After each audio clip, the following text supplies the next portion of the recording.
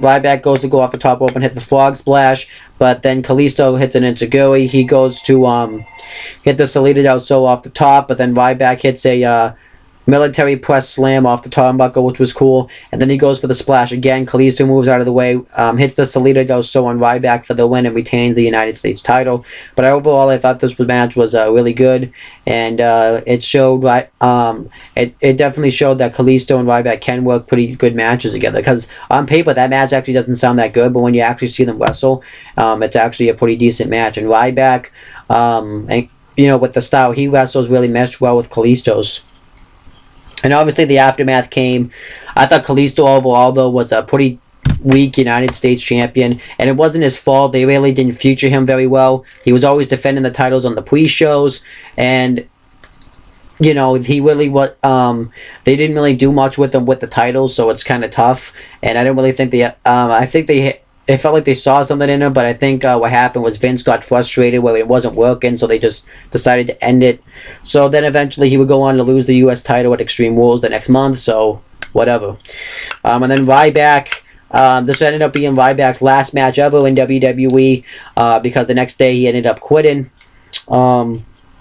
which he'll say that he didn't quit, but really he quit. Because that's what CM Punk does. And ironically, he pretty much left because he was promised that he was going to get this big push and become the big heel WWE champion, but he felt like that he had been lied to enough, and he wanted to have this new stuff in his contract, but it wasn't going to happen. He was supposed to have squashed AJ Styles at WrestleMania because Vince thought he was a little twerp. So Ryback just got frustrated and left.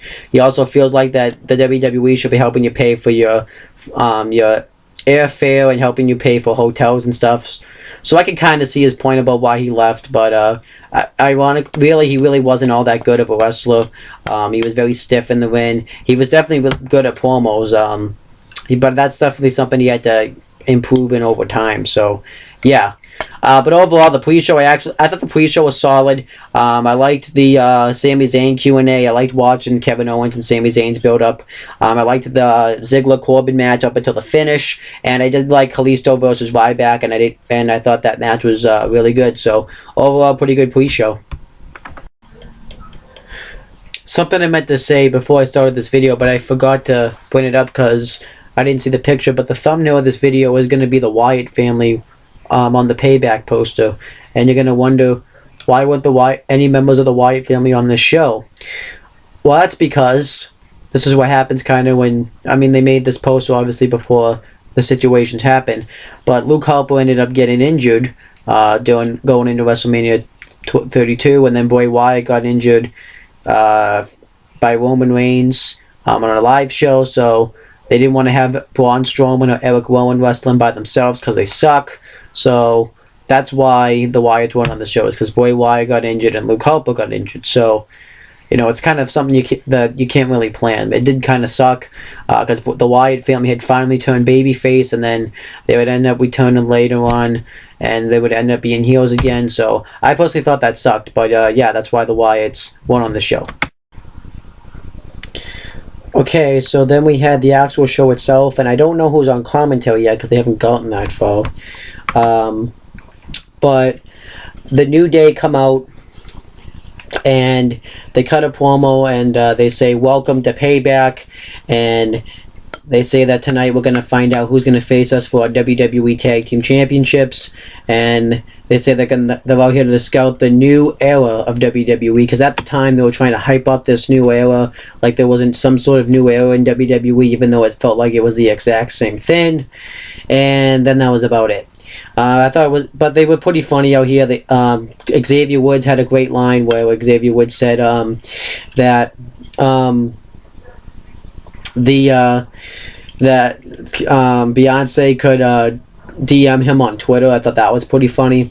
And this Big E is really funny, and the New Day was really funny at this time. But it's really a shame because now they're bland now. Because they lost their tag titles. It doesn't really feel like they have much of a purpose anymore. Maybe now them being on SmackDown will give them that purpose because that's where they are now. But yeah, so we know what the first match on the show is going to be. Okay, so we had the first actual match on the show, but before I say that, the people that were on commentary for the main show were JBL, Michael Cole, and Byron Saxton, and they always did commentary for the pay-per-views, and they were probably one of the most boring commentary teams ever. But JBL would go on to commentate SmackDown and bully Mo Manalo for no reason, and deserves to be fired, but he probably won't get fired. Michael Cole continued pretty much in the same spot that he was at. Now Byron Saxton, I already said what he does. But we had the first actual match on the show. It was a WWE Tag Team Championship number 1 contenders tournament finals match. Enzo Amore and Colin Cassidy versus the Vaudevillians. Before the match, Enzo Amore and Colin Cassidy come out and cut a promo. They have this thing they do where they say this line, where they say the catchphrase, "My name is Enzo Amore, and I am a certified G and a bona fide stud, and you can't teach that." And this right here, this is Big Cass, and he's 7 foot tall, and you can't teach that. Even though you can't, because he's not 7 feet tall. And they cut a promo talking about how the Vaudevillains are crazy if they think they're going to get past them tonight and become the new number 1 contenders to the WWE Tag Team Championships. And Colin Cassidy compares the Vaudevillains to Arnold, and they said they're gonna flip their hats off their football heads, and they said that they're gonna wish they'll never leave the stoop, referring to Stoop Kid from one of the episodes, which I did like that reference. But then we had the match itself. I'll talk about what I thought about the match, but Enzo and Colin Cassidy dominate the first half of it, and they both hit an assisted splash in the corner. They hit an assisted crossbody, and then eventually Aiden English hits a couple of big boots to the head of Enzo Amore, and then he tags in Simon Gosh, and Simon Gosh goes to throw Enzo Amore outside the ring. However, Enzo ended up hitting his head on the ropes, and then he hit it on the middle rope, and then he hit it on the bottom rope, and then he ended up hitting it really hard on the mat, just completely falling out of the ring, and he just looks like he's out of it. His eyes just look like they're glazed over. So the referee checks on him, and the referee holds up the X sign, which means that he's hurt. So the referee stops the match, yeah, the referee had to stop the match, and this happened. This match was literally, this match wasn't long at all, actually. Let me actually just look it up real quick. But this match was only 3 minutes and 58 seconds. This match was obviously supposed to be way longer because it was the tournament, because it was the finals of the tournament. But then, obviously mishaps happened in the ring, and now watching this back, it makes me realize that this is probably Enzo Amore's fault, because when you see him get thrown out of the ring, he actually ends up running too fast towards the ropes. So that's what probably caused it. But it was definitely sad to see this happen. And it was definitely an unsettling feeling. But then the aftermath of this match came was later on in the night, we would find out that Enzo Amore is okay. He actually ended up showing up on Raw later on the next day, actually, which was pretty funny. And he ended up being out of action for about a month. And then eventually he returned, and Enzo Amore and Colin Cassidy defeated the Dudley Boys in a tag match, and then eventually they ended up blowing off this feud, and Enzo Amore and Colin Cassidy defeated the Vaudevillains on an episode of Raw. The Vaudevillains would end up being the ones being able to get the and also, actually, to me, Enzo Amore and Colin Cassidy too are also in about the same spot. They're pretty much a top tag team on Monday Night Raw now, so that's pretty interesting. And yeah, that's pretty much about it. But as it comes down to the Vaudevillains would end up, we would find out that they would be the ones to get the WWE Tag Team title shot. I think originally this match was probably Enzo Amore and Colin Cassidy were probably supposed to win this match, but since this situation happened, they just gave the title shot to the Vaudevillains. So then at Extreme Rules, they would lose the WWE Tag Team title match to the New Day, and then they would lose again at Money in the Bank. And then they pretty much, that was like pretty much the last chance. They didn't really do anything afterwards. You really wouldn't see him very often. You would only see him really in like 8-man tag team matches.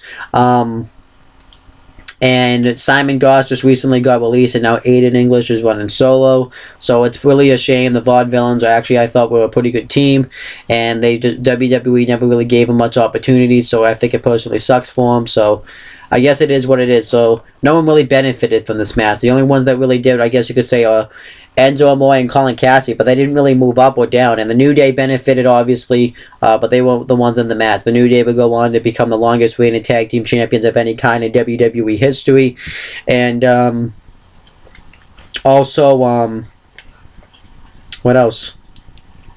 Oh yeah, and they ended up losing the tag titles eventually in December, and now they're pretty much together. Now they're kind of starting to get stale, so hopefully I hope the New Day can revamp from this. But yeah, so no, the New Day and maybe Enzo Amore and Colin Cassidy benefited from this match. The Vaudevillains did not, but thank God Enzo Amore ended up being okay after this match, because at the time when I was watching it, I was really concerned about it. Okay, so next match was Kevin Owens versus Sami Zayn, and I thought this match was really good. I think I remember it being the best match on the show, and I probably still will feel that way when I finished watching the show. Kevin Owens just talking trash to Sami Zayn, but Sami Zayn fires away with right hands, and they both just start wheeling away with right hands on each other. Sami Zayn tosses Owens out of the ring. He gets a flip dive over the ropes, and he throws Owens a couple of times into the barricade. And pretty much Zayn dominates the first half of the matchup, but then eventually he goes to hit a shoulder to the gut while he's on the apron, and Owens is in the ring, and Owens hits a knee to the head. He ends up pulling his leg down, and Zayn goes face first into the apron, and then Owens throws Zayn shoulder first into the steel steps, and then Owens pretty much takes control. He stands on Owens. He stands on Zayn's hand while he's on the steps, and he just kicks him right in the head, which I thought was funny.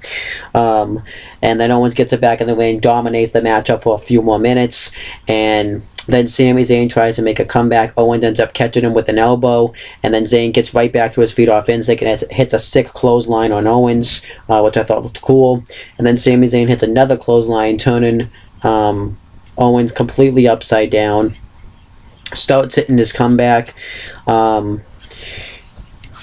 Owens, though, was able to fight back. Sami Zayn, though, hits a Michinoku driver, which Michael Cole messed up and called it the Blue Thunder Bomb, which I thought was funny. Owens kicks out of it, though, and then he tries to go for the Blue Thunder Bomb, but but Owens is too big for him to pick up, and then Owens is able to fight out of it the first time, but then Owens goes to run off the ropes, but then Zayn pulls Owens by his shirt and ends up hitting the Blue Thunder Bomb. Owens kicks out again, and then Owens hits a suplex into a knee to the head. Zayn kicks out. Owens hits the frog splash. Zayn kicks out, and then he hits a clothesline in the corner. Hit a couple of cannonballs, and he goes for the pump-up powerbomb. Zayn counters into a drop kick. Then he hits a reverse exploder suplex. And then Zayn goes for a haluva kick, but Owens hits a clothesline. He goes for the pump-up powerbomb again. Zayn counters into a roll-up, and then they both start fighting each other on the apron, and they both just really start willing away. Zayn hits a lot of right hands, and then Owens goes for a powerbomb on the apron. Zayn counters into a backdrop, and then Zayn hits a DDT through the middle rope on the outside, and I thought that looked really cool. And then Sami Zayn goes to hit the haluva kick. Kevin Owens counters into a super kick, and he hits the pump-up powerbomb on Zayn for the victory, and Kevin Owens ends up defeating Sami Zayn, which I am fine with, but it really doesn't make a whole lot of sense if this show is supposed to be called Payback, and Sami Zayn, and if you wanted to live by your theme Payback, if anyone should have won, it should have been Sami Zayn. I get you had Sami Zayn win eventually on the blow-off match, but really, if you should think about it, because this show is called Payback, I think Sami Zayn probably should have won this matchup. But then afterwards, Owens picks up Zayn, slaps him in the face, and then he tosses Zayn out of the ring, and then that was it. Well, there's more, but I wanted to talk about this stuff first. Okay, so now before I start talking about the next segment, I want to talk about the build-up to the Intercontinental Championship match, because that has to do with this stuff. So this is between The Miz and Cesaro. I don't know how I forgot to talk about it, but I did. The reason this match was happening was because The Miz had won the Intercontinental Championship the night after WrestleMania 32 on Raw, and he won due to interference from his wife, Maurice, who ended up returning to WWE television. And obviously on that same night, Cesaro returned from injury, and he was in that Fatal 4-Way match where AJ Styles won. And the next week, Shane McMahon made a #1 contenders match between Kevin Owens and Cesaro, and the winner would face Miz at Payback for the IC title. Cesaro won, and pretty much it was the whole I'm a movie star versus Cesaro. It wasn't really a bad storyline, actually. I didn't really mind it too much. This wasn't a lot of story behind it, but yeah, it was pretty. I thought it was pretty interesting, so not really a lot to complain about there. Okay, so next we had a promo segment. This was right after the Sami Zayn match, but I figured I'd talk about the IC title build-up before I got to this, because this has to do with that. Kevin Owens cut the promo. Well, Kevin Owens actually forces Byron Saxton to get into the ring and interview him, and he actually acts like he's going to assist him, but then when Byron Saxton's about to get in the ring, he leaves the ropes, which I thought was funny. But he asked Byron Saxton to ask him how he feels about beating Sami Zayn, and then Byron Saxton asks him instead, how do you feel that this rivalry between you and Sami Zayn is over? And Kevin Owens is like, that's not what I told you to ask. But he said that he did it. He finally proven that he's the better man between him and Sami Zayn. And then he says that now that he's put that rivalry to rest, now he can start refocusing. And he says that he's going to refocus and get him back his Intercontinental Championship, because he ended up losing his Intercontinental Championship at WrestleMania because of Sami Zayn. And I was when I saw this, I was just like, damn, he's stuck in mid-card purgatory, because if anything, Kevin Owens really didn't need to be fighting for the Intercontinental Championship anymore, so it was pretty stupid. And then Byron Saxton asked him, that match is next between The Miz and Cesaro. Do you think The Miz is going to retain his title? So then Owen says that he doesn't care who wins, and he says, thank you for the invitation, Byron, because I'm going to be on guest commentary for the next match. And then he leaves, and he goes to do guest commentary, and he actually realizes he has to sit in a steel chair, so instead he switches out the steel chair with the actual commentary seats that they normally use, the rolling seats, which I thought was actually pretty funny. And yeah, so overall, I thought Owens cut a really good promo. It just disappointed me at the time, because the fact that he said that he wanted to go after the Intercontinental Championship when he was probably ready at that point to be pushed to the main event and be fighting for the WWE World Heavyweight Championship. But I'll get into more of the aftermath between Sami Zayn and Kevin Owens after this IC title match. Okay, so next match was a Intercontinental Championship match. Intercontinental Champion The Miz with Maurice ringside versus Cesaro. And obviously with Kevin Owens on the commentary too. He was awesome on commentary, I'll mention it. Cesaro dominates the first half of the matchup. He hits a gut-wrench suplex on Miz, and he just really takes control. He goes for a suplex off the apron while Miz is on the apron, but Maurice holds the Miz, prevented him from prevented Cesaro from hitting the move, and then Miz targets the injured shoulder of Cesaro. He dominates the matchup. He ends up hitting a kick to the head, and he hits his version of a clothesline, and the Miz dominates the matchup for a long ass time, just really working over the shoulder of Cesaro. And then Cesaro starts to make a comeback. He hits a ton of uppercuts on Miz. He just hits uppercut after uppercut. Then he starts hitting some uppercuts in the corner. Then he hits he goes for the apron suplex again, but it's countered. But then eventually Cesaro is able to hit it, and Michael Cole's actually like malking out about it, and Kevin Owens is like, relax. It's not like you haven't seen him do it 100 times. I don't know why you're complaining about it tonight. And Kevin Owens pretty much was just great all night. He was really laying into Michael Cole and Byron Saxton. He was talking about how he's gonna prevail and how he's gonna challenge the winner for the Intercontinental Championship. How about how Michael Cole was putting people to sleep because the Miz had a sleeper hold on Cesaro at one point, and Michael Cole was like, yeah, he's putting people to sleep just like your commentary is. So it was funny. Like when Michael Cole even asked him who he would rather face for the Intercontinental Championship, he said, I'd rather face you, but that's not going to happen. So I thought he was pretty funny. But Cesaro hits a lift-in uppercut, Miz kicks out. He hits a corkscrew uppercut, Miz kicks out again. And then he goes for the swing, Miz fights out of it. And then Miz hits a skull crusher finale on Cesaro. Cesaro ended up kicking out of that, and they're both laid out, and then Sami Zayn pops up out of nowhere, jumps over the announcer's table and attacks Kevin Owens, and they stop brawling. They end up Sami Zayn ends up hitting a clothesline, driving himself and Owens over the timekeeper's area, and then Cesaro hits a swing on Miz, and then he gets him into a crossface, but the referee is distracted because Owens and Zayn start fighting on the apron, and Miz taps out, but the referee doesn't see it because he's dealing with Zayn and Owens. So Cesaro knocks him off the apron, and then Miz pins Cesaro with a roll-up while holding the tights, and he retains the Intercontinental Championship. And afterwards, Cesaro hits an uppercut on Miz, and then he hits the neutralizer on him. Kevin Owens super kicks Cesaro, and then hits a pump-up powerbomb on Zayn, and then he goes for one on Miz, but Maurice pulls him out, and Kevin Owens ends up standing, holding up the Intercontinental Championship. So I thought all this was good. The only problem with this is this felt like something you would probably see on Monday Night Raw or SmackDown, because this did not feel like something you would see on a pay-per-view, and I definitely thought this match was a little bit overbooked. And what was the point of doing Sami Zayn and Kevin Owens if you were just going to have Sami Zayn later on in the night attack Owens? Like, if you wanted to continue the storyline, that would be fine, but why not wait for that or something? I thought that was kind of stupid.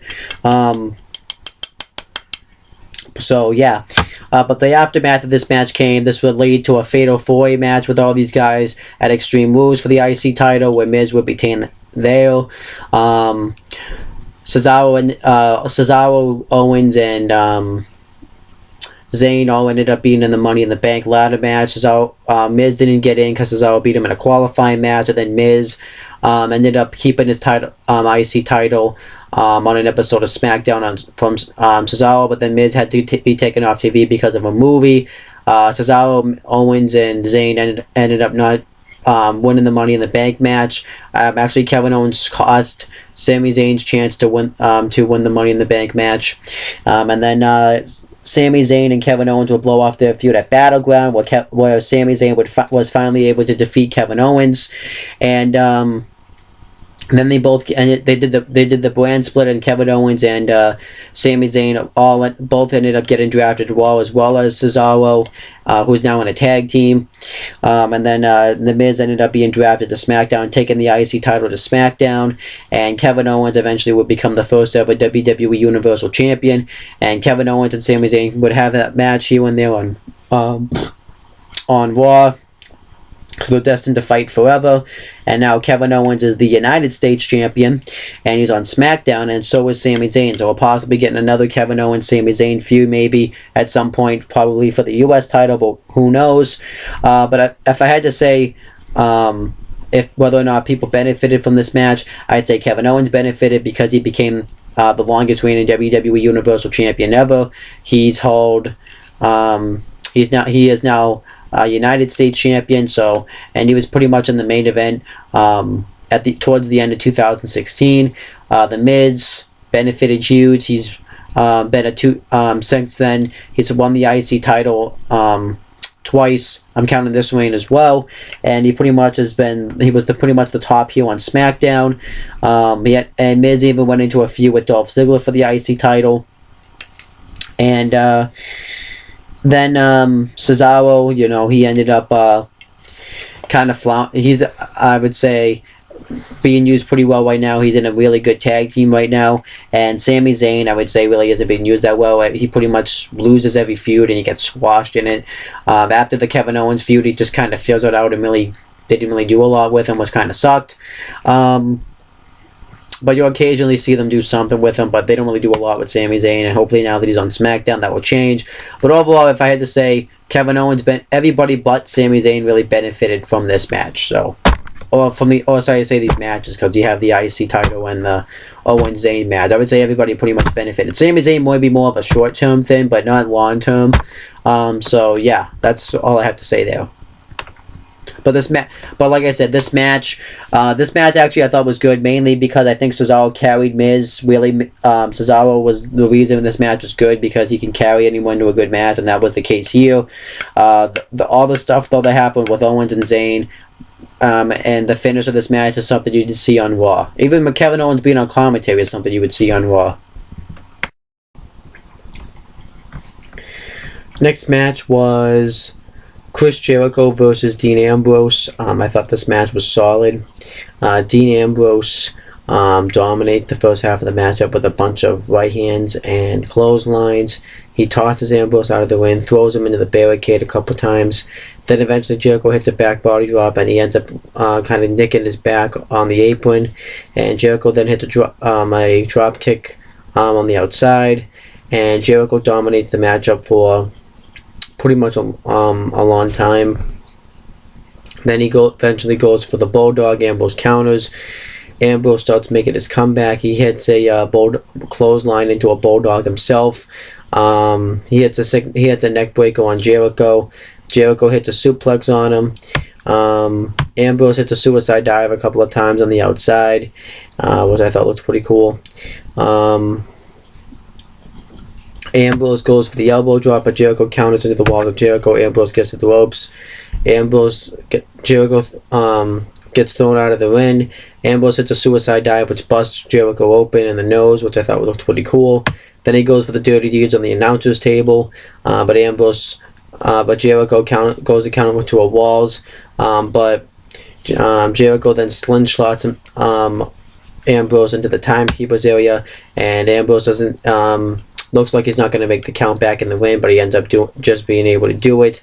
Jericho hits a springboard drop kick, and then he goes for it later on again in the match, and then Ambrose ends up hitting him up on the top rope.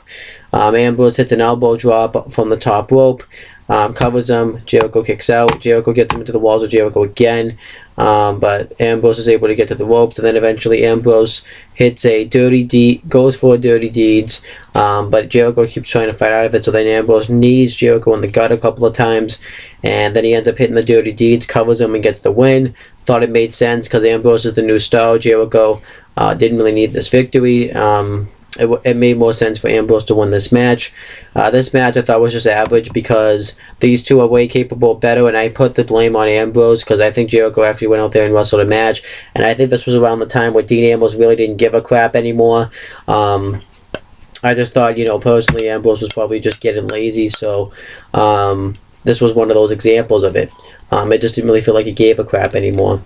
The match wasn't bad, though. It was actually, I would say, maybe a Raw match, but not a pay-per-view quality match. What I did like about it is it only took one finisher for the match to be over, because what I have a complaint about is that people just keep it would take like 3 finishers for a guy to win a match. I like that it was just one finisher done. I know that doesn't seem so basic, but nowadays you don't even get that with wrestling. It takes like 5 finishers to finish somebody off.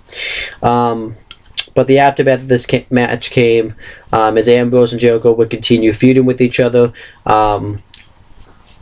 Ambrose defeated Jericho in an Asylum match, which was terrible.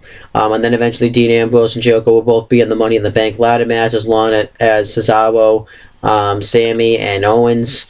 And Ambrose would win the Money in the Bank ladder match. Then he would go on later on in the night to become the WWE World Heavyweight Champion. And then he pretty much had a decent reign with the belt. And then he lost the title.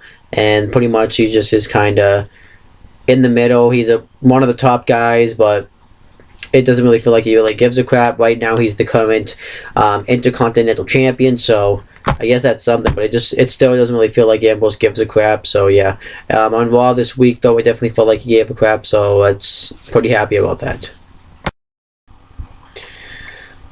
Okay, so next, Mauro Ranallo interviews AJ Styles, and he gets asked if Gallows and Anderson are going to get involved in the WWE World Heavyweight Championship match, and he says, what do we expect to see it? And AJ Styles says that he's going to have the match of my life, and he's going to become the new WWE World Heavyweight Champion by himself, and he's going to defeat Roman Reigns.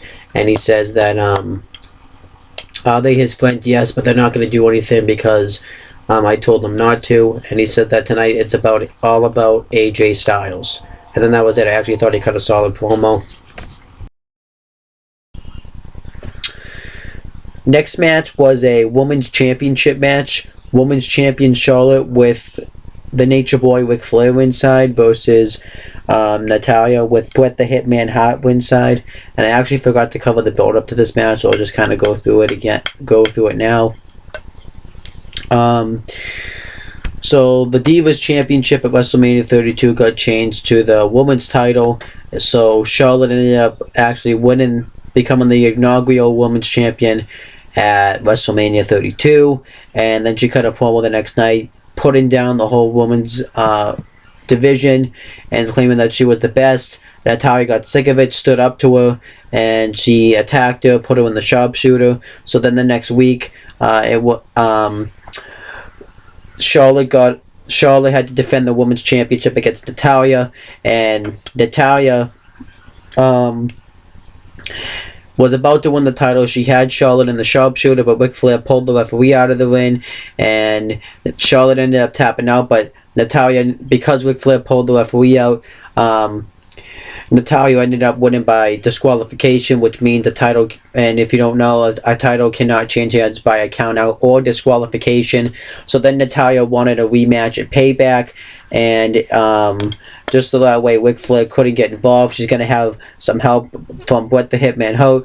But these women have also been feuding months, years before that. They had this same scenario back in NXT when Charlotte defeated Natalya to win the NXT Women's Championship, and they've had matches. They've had matches for a couple of years, but never with the stakes this high. So we had the match itself, and overall, I actually thought this match was good.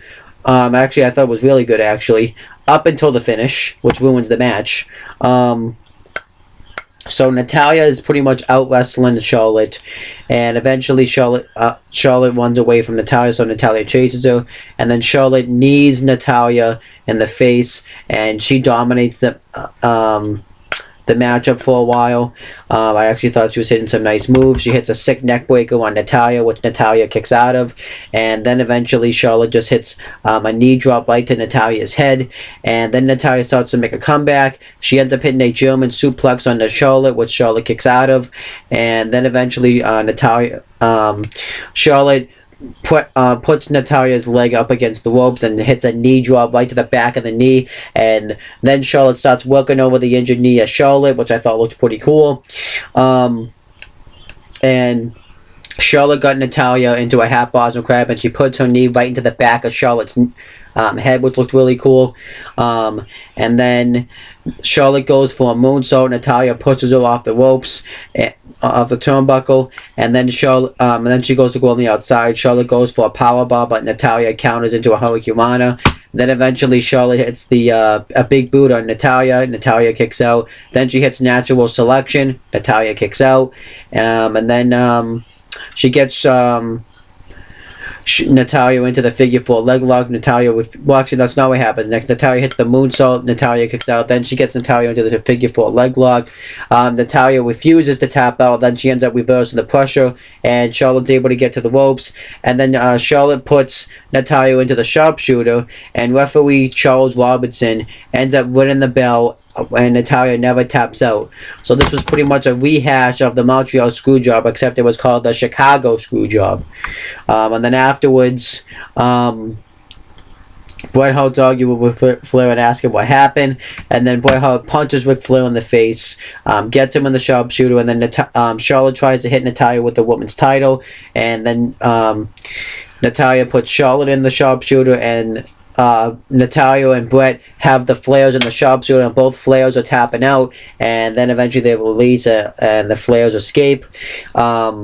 Overall, I thought the match was good. I hated the finish. I thought the finish was a lazy booking decision. I don't know why they did that finish. It made no sense, and it just didn't really make a whole lot of sense. I feel like they did this finish because Bret Hart was there. If Bret Hart had been there, I don't think they would have done this finish. It was stupid.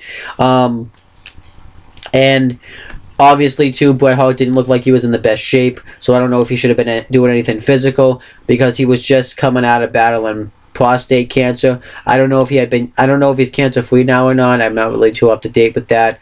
But overall, this match I thought was all right. Now, the finish ruined this match because this match I was actually enjoying this match quite a bit up until the finish. But the aftermath of this match came.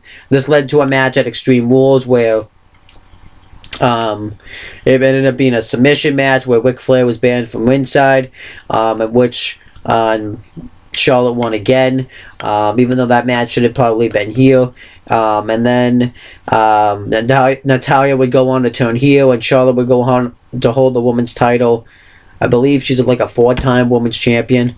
And now she's on SmackDown, but Charlotte's become a huge star, and I don't just mean a star like for the women's. I just mean for a huge star. She's been in the first Hell in a Cell match. She was been in the first ever on the main roster, anyways. Iron Woman match. She's been in the first ever Falls Count Anywhere match. So Charlotte's done a lot of things. Since then, Natalya's been in more so the same role.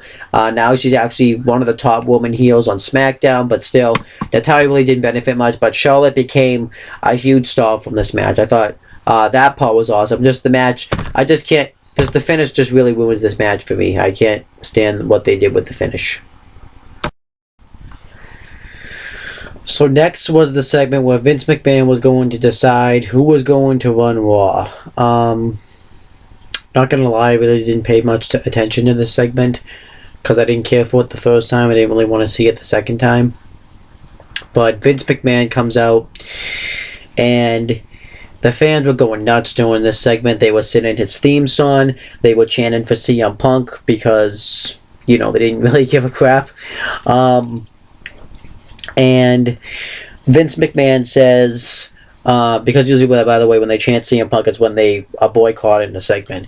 But Vince McMahon says that the reason why Monday Night Raw has been on the air for so long is because it's been able to adapt to changes within the eras, which is really true because nothing really changed since, I would say, maybe like 2007 to 2016. Well, I guess now. And he said, but we need to decide who's going to be able to run that era. And we need to decide who's going to be able to be a good businessman. So he brings out Stephanie McMahon. And Stephanie McMahon thinks that she should run Raw because ever since the Raw has been run under the Authority, there's been so many great things. WrestleMania 32 was a success. The Divas Revolution became the Women's Revolution. There's been a lot of debuts, and she mentioned that the WWE Network drew 1.8 million subscribers, and she mentioned that Shane McMahon won't be a good leader because of the stupid risk he took against The Undertaker at WrestleMania, and the fact that he lost to The Undertaker at WrestleMania, the fact that he left the company in 2009. Then Shane McMahon comes out and shows all these sites about people saying that how great Monday Night Raw was when he was running it. That probably some of them were fake, some of them were real. And he mentions, how when he left because his ideas weren't being brought up,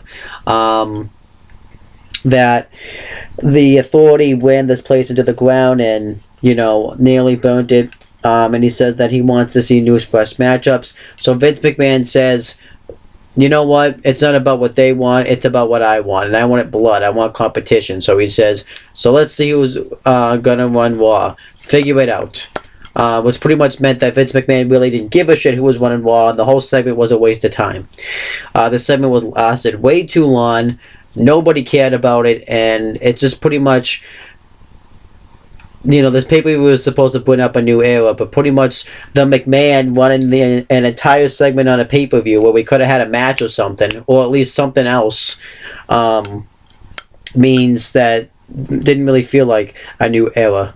And I'm going to mention that at the end of this show, at the end of this video, now that I think about it. But after this pretty much just led right into the brand split, and Shane McMahon would go on to run SmackDown, and Stephanie McMahon would go on to run Raw. I mean, I was cool with the brand split, but what really didn't make any sense is if you're going to do a brand split, why not announce it here? You know, it would have made sense. Vince McMahon didn't even want Shane McMahon running Raw to begin with. Shane McMahon had lost at WrestleMania. None of this shit made sense. It was terrible. Okay, so then we had the panel segment, which pretty much was just them talking about everything that happened on the pay-per-view. It wasn't anything special. I thought Jerry the King Lawler was funny, and I thought Corey Graves was funny, but I really didn't pay attention to it. Alright, so then we had the main event. It was a WWE World Heavyweight Championship match. WWE World Heavyweight Champion Roman Reigns versus AJ Styles. I thought this match was great. And I definitely give Roman Reigns credit. The guy can wrestle. I'm just not a fan of his character. And he's not the greatest wrestler in the world, but he can wrestle. And obviously he's bland. They try to push him throw to the top guy. So I'm not like a huge Roman Reigns fan. But he did have a good match here. And it wasn't all just Styles. He definitely did step it up. So the beginning of the match is AJ Styles out wrestling Roman Reigns. He ends up taking out his knee. He throws him out of the ring. Eventually, Roman Reigns ends up hitting a huge shoulder tackle on Styles, and this actually surprised Styles. And Roman Reigns starts to get pissed at Styles because he keeps out wrestling him, so he starts chasing him, and then Styles hits a knee right to his head, and then eventually Roman Reigns hits a wicked clothesline, turning Styles inside out. Then he hits a roll up into a power bomb. Styles kicks out. Then he ends up hitting just a sail power bomb. Styles kicks out again. Then Reigns goes for the Superman punch. Styles counters into an enziguri, and then Styles starts to make his comeback. He hits a snap nail into a running knee to the head. He hits a Huki Koroshi, which is, I don't know how to say that name, but it's the Death Valley driver into a knee to the head, and Reigns kicks out. Styles hit and then eventually Styles threw Reigns outside the ring. Styles hit a phenomenal forearm on Reigns, and this caused Reigns to go through the announcer's table, and Styles tried to put Reigns in the ring, but he realized he wasn't going to be able to get him back in before the 10 count. So AJ Styles rolls into the ring and wins by countout. But like I said earlier in the video, a title can't change hands off a countout, so Roman Reigns retains the title. There was another spot before that, though, that if you remember, is where Styles got Reigns into the calf crusher and Reigns got to the ropes, and then that led to that spot. But then Shane McMahon comes out and says that this match is going to be restarted because under the new era he doesn't want what new era? But under the new era he doesn't want a championship match to end that way. So the match restarts as a no count out match. And then Styles puts Reigns in the ring, goes to go off the top rope, but Reigns rolls over to the other side of the ring. So then Styles starts going off on Reigns. He goes for a 450. Reigns gets his knees up. Styles kicks out, and then Styles goes to hit an off the top again. Reigns counters into a right hand. We think it's to the ribs, but then we find out that Reigns inadvertently low blowed Styles. So the referee calls for disqualification. Styles wins, and also the title. Roman Reigns keeps the title because the title can't change hands off of disqualification. So then Stephanie McMahon comes out and makes the match no disqualification. So now it's a no count out, no disqualification match. So then Reigns hits a right hand on Styles, knocking him off the ring, and Reigns beats the crap out of Styles. He throws him into the barricade. He ends up hitting a big boot, causing Styles to go outside the ring. Styles drive Reigns into the barricade, clotheslines him. He ends up hitting a knee right to the back of the neck, and then they both get in the ring. Styles goes to go off, hit the phenomenal forearm. Reigns counters into a Superman punch. Styles kicks out, then he hits another Superman punch. Then he goes for the spear, but then Luke Gallows and Carl Anderson pull him out of the ring, and they go in there and beat the crap out of Reigns. They hit the boot of doom on him, and this allows Styles to recover, and he hits the phenomenal forearm on Reigns, but Reigns gets the foot on the rope, so the count gets broken up. And then Roman Reigns' cousins, the Usos, come out, and they attack Gallows and Anderson, and they all start brawling, and then Reigns tosses Styles onto everybody, and then he ends up diving on the Usos, Luke Gallows, and Carl Anderson, and then AJ Styles hits a phenomenal forearm off the barricade, and then he puts Reigns in the ring. He hits a springboard 450 on Reigns. Reigns kicks out, and then Roman Reigns ends up hitting a Superman punch, and then Reigns ends up going off the ropes and hits a spear for the win, and Roman Reigns retains the WWE World Heavyweight Championship. And I really liked the match. I thought it was a really good main event. What ruined it for me was the overbooking, where they had Stephanie McMahon come out and Shane come out and restart the match. Obviously, I think they did that because they wanted to have Gallows and Anderson and the Usos be able to interfere, but it was just way too much. I just kind of wish Roman Reigns and AJ Styles could have had a match with just them two, and there you go. Magic would have happened. And, Roman Reigns retained the title. I guess it made sense. He just won the title, and you didn't want to have him. You didn't want to take the title off him right away. But then this is the part that doesn't make sense. So JBL was hyping up on commentary that you never really get an opportunity at the title. They come very rare, so you have to make the most of them. Well, then you see the McMahon family backstage, and Vince McMahon is really impressed about this match. I don't know if he was in real life or not, because I know eventually Vince wasn't too keen on AJ Styles, but then eventually he grew a liking to him. So Vince says, "Do you think Styles deserves a rematch?" And Steph and Shane say, "Yeah, of course." So Vince is like, when and where is this match going to happen? And then Stephanie says, "Well, Extreme Rules are 3 weeks away." And then Shane says, "Yeah, Extreme Rules, that's a great idea. Styles versus Reigns in an Extreme Rules match." And then Vince is like, "Okay, I can't wait for Autumn." Then Stephanie's like, "I fully support your idea."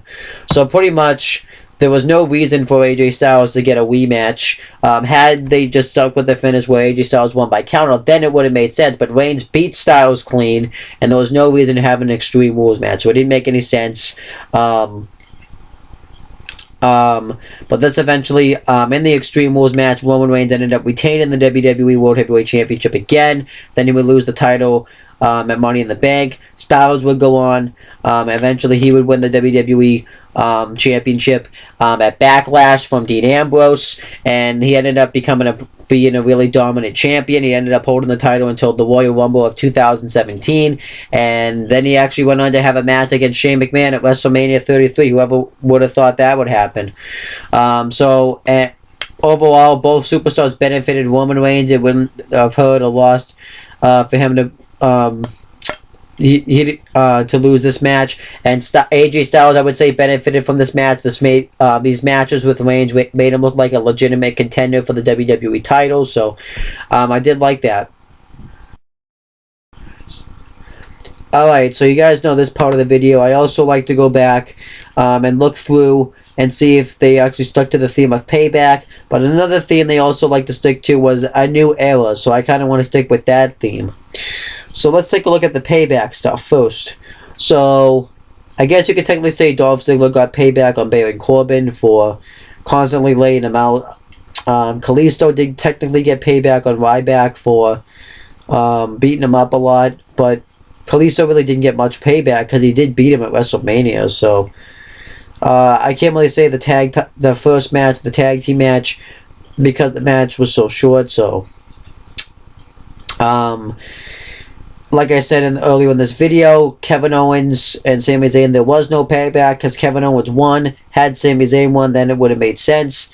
The Miz and Cesaro, the IC title match, there wouldn't have been payback no matter who won. Dean Ambrose did get payback on Chris Jericho for constantly attacking him. Charlotte and Natalya didn't really the women's title match had no payback behind it, and Roman Reigns and AJ Styles, there was no payback there. So out of all matches, only 2 matches. Actually, no. Yeah, 2 matches stuck through with the theme of the pay-per-view, and that's Ambrose versus Jericho and Ziggler versus Corbin. So great. So now let's go. So also another theme they tried to stick through this pay-per-view was that it was a new era in WWE. So let's take a look and see if they stuck through with that. So Ziggler and Corbin. I guess that was a match for the new era. Why it was on the kickoff, I don't know. Baron Corbin should have won this match if you really wanted to push this new era. Kalisto Ryback did push the new era. Kalisto retained his U.S. title. The tag team match did push the new era because these were both new tag teams in this match, but it was just a shame that it had to end as early as it did. Kevin Owens and Sami Zayn did push for the new era because Kevin Owens and Sami Zayn had never wrestled each other on a mainstream WWE pay-per-view. Miz and Cesaro, I guess, was part of the new era, but Miz has also been in the company since 2005, and Cesaro was there since 2012. I guess Cesaro would be a new era. Dean Ambrose and Chris Jericho did a decent job at that, and Ambrose won. Charlotte and Natalya, it was pretty much the same match, except that we saw in NXT, except they had a fuck finish, and the fuck finish actually was a finish they brought back from 1997, so what the fuck. And Reigns and Styles was just pretty much them trying to push Roman Reigns to do a big superstar, and they're trying to push this new era, but they had a McMahon segment that lasted 20 goddamn minutes on the show, maybe 30, I don't even know. So in my opinion, this just felt like any typical WWE pay-per-view. There was nothing different on this show. It was all the same, so they failed to live through both stipulations on this show. Alright, so my overall thoughts on the show is, originally when I watched it, I thought it was an average show, and I still feel the same way. The in-ring work is great in this show. Ziggler and Corbin had a good match. Kalisto and Ryback had a good match. I'm not going to really make mention of the tag match. I mean, it was, the injury kind of, ruined the match, and it was a shame. Kevin Owens, Sami Zayn, match of the best match on the show.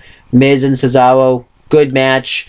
Dean Ambrose and Chris Jericho had a pretty decent match. Charlotte and Natalya had a good match. Roman Reigns and AJ Styles had a really good match. But the problem is a lot of the finishes ruined this match. Ziggler going over Corbin didn't make any sense. Kalisto beating Ryback actually made sense. The tag team match, like I said, unfortunate injury. Sami Zayn, Kevin Owens, I really didn't mind Owens winning too much, but like I said, if you wanted to stick with the theme of the pay-per-view, Sami Zayn should have won. Miz and Cesaro had a fuck finish, and a finish you'd see on Raw. Pretty much that was a match you'd probably see on Raw. Ambrose and Jericho had a nice clean win. Charlotte and Natalya had a fuck finish, and the WWE World Heavyweight title was full of just weird booking. So overall, it's just an average show with good matches with weird booking. So I have to say this is an average show. And like I said, they were trying to push this new era when it really didn't really feel like it was a new era. So it really didn't make a whole lot of sense. And I don't really feel pissed off about where people went from this match. I would say, because it's still... the pay-per-view only happened a year ago. I wouldn't be as pissed as like when I was in 2013, when there's certain superstars that that are pretty much used to shit now. So yeah, but that's my payback review series. That's now over. I hope you guys enjoyed this series. This was definitely probably the worst one I've done. There isn't a lot of good paybacks out there. If I had to say the best one, it's probably 2015. The worst one's probably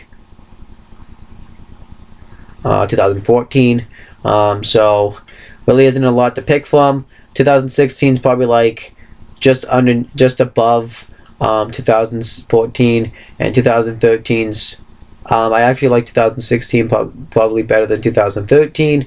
But yeah, so this was definitely an interesting series one to do.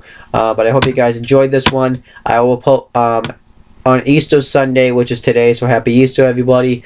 I will be posting what my next series will be about.